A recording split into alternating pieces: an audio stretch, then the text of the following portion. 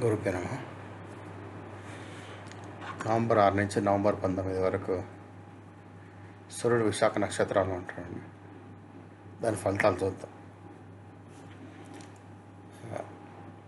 విశాఖ నక్షత్రం సూర్యుడు ఉపస్థితి చురుకుదనము, దౌత్యము మరియు నిర్ణయాత్మక చర్యల మిశ్రమాన్ని ప్రోత్సహిస్తుంది.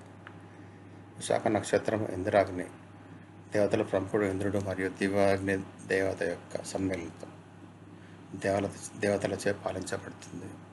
దీని చిహ్నము విజయతోరణము. ఇది సాధన చేసుకునే సామర్థ్యాన్ని సూచిస్తుంది. తరచుగా పట్టుదల మరియు ద్వంద్వ స్వభావం ద్వారా లక్ష్యాన్ని సాధించే సామర్థ్యాన్ని సూచిస్తుంది.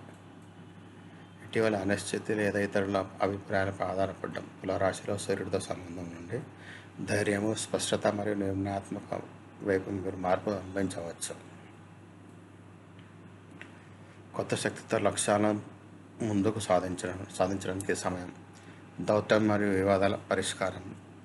నవంబర్ 16 వరకు సూర్యుడు శుక్రగ్రహంతో దగ్గర సంబంధం కలిగి ఉంటాడు. ఇది న్యాయం మరియు సామరస్య భావాన్ని పెంచుతుంది.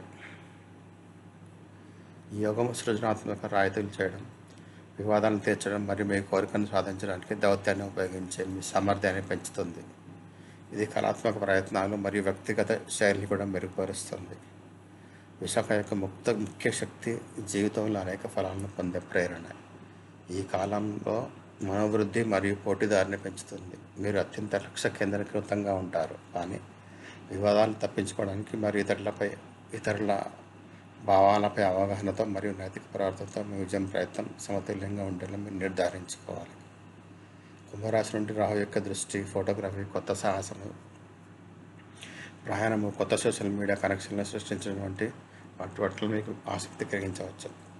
సూర్యుడి నక్షత్రం యొక్క తుల మరియు వృశ్చిక రాశి భాగాలపై 4వ పాదం తన కాంతిని ప్రసంపజేస్తూ మీ వ్యక్తిత్వంలోనే దాచిన అనేక అంశాలను హైలైట్ చేస్తాడు. ఇది ఆత్మను కనుగొనే సూక్ష్మమైన ప్రయాణానికి మరియు అంతర్గత పరివర్తనకు దారితీస్తుంది. ధన్యవాదాలు.